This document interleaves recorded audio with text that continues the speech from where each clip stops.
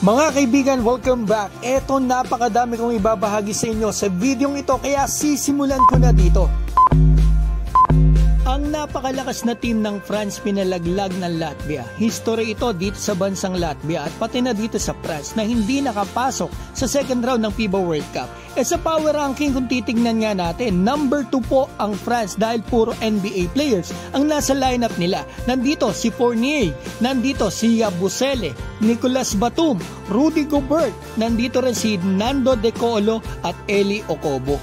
Samantalang ang Latvia, isa lang po NBA player nila. Etong si Davis Bertans na bench player pa sa NBA kasi hindi po nakapaglaro. Etong si Kristaps Porzingis dahil may foot injury po ito.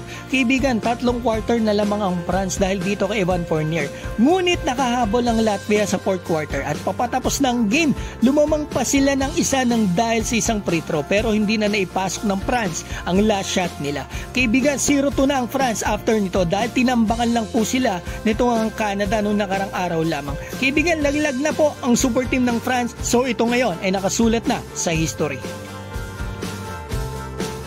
At eto na nga mga kaibigan, kung tayo ay natalo, ang Japan naman ay gumawa ng history. Tinalo po nila ang Finland na may NBA player na teammate pa ni Clarkson. Pinangunahan ng naturalized player ng Japan ang game na ito kaya sila nanalo. 28 points and 19 rebounds. Ito nga mga kaibigan na si Hawkinson. Ito po yung kanilang naturalized player at alam nyo kung saan ito naglalaro? Sa Japan B-League matagal na. Malaking tulong yung locals talaga ng Japan kasi 3 player nila off the bench, grabe ang nilaro at shooting. Isa mga kaibigan, 25 points, yung dalawa, tig 17 points. Off the bench yan ha.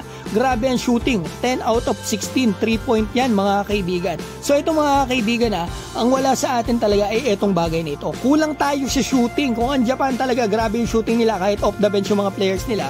Eh tayo talaga wala. Kahit talaga open na hindi natin maipasok yung mga trust natin. Imagine, sa Angola, 18% lang po tayo sa 3-point line. Ngayon mga kaibigan, ito po yung gusto ko malaman ninyo. Japan po ang may malaking tsansa na makapasok dito sa Olympics next year nang dahil dito sa kanilang pagkapanalo. Kung ang Gilas ang itatanong mo naman sa akin kaibigan kung may tsansa pa dito sa Olympics, etong senaryo. Kapag natalo po mga kaibigan sa susunod na games ng Japan, ang Japan, at nanalo naman ang Gilas dito sa Italy, tie sila. So in short, may chance ang Gilas basta manalo dito sa last game natin sa Italy. At matalo dapat ang Japan. Pero kung matatalo tayo ng Italy mga kaibigan unforgettable history po ito sa Philippine basketball. Bakit kaibigan? Dito kasi kaibigan sa atin ang venue, may NBA player pa tayo. At ayon pa sa mga eksperto, ito yung pinakamalakas na Gilas team na nabuo. So eto na mga kaibigan, alam nyo po ba na ako talaga ay lalong bumilib kay Coach Tab Baldwin? Bakit? Eto parang naprediksyonan niya kaibigan na mangyayari po dito sa laban ng Gilas at Angola. Isang araw po kasi bago ang game dito ng Gilas sa Angola ay may sinabi si Coach Tab Baldwin via Power and Play na mas mahihirapan nga ang Gilas dito sa Angola at Italy. Mahihirapan daw pati itong si Clarkson dito dahil nga sa husay ng depensa at rim protection ng Angola, which is nangyari nga, nahirapan talaga si Clarkson. At dapat daw si Clarkson ay maging distributor sa game na ito kaysa maging scorer. Unfortunately, hindi natupad ang gusto ni Coach Tab. Naging scorer si Clarkson. Halos lahat ng play ng Gilas kay Clarkson, puro ipapasa kay Clarkson, tas bahala ka na Jordan Clarkson. At parang one-on-one plays at puro ISO ang nangyari kay Clarkson. So puro Clarkson, ang daming Clarkson. So in short, kulang tayo sa plays kaya hindi alam ng mga players natin, mga local players natin, ang role nila. Umaasa na lang sila sa gagawin ni Jordan Clarkson sa loob. Kaya naman, napaka-predictable ng opensa ng Gilas. Tayo nga napansin natin yung playstyle ng Gilas dito sa Angola. Eh yun pa kayang coach niyang Angola ang hindi makakita. Diba?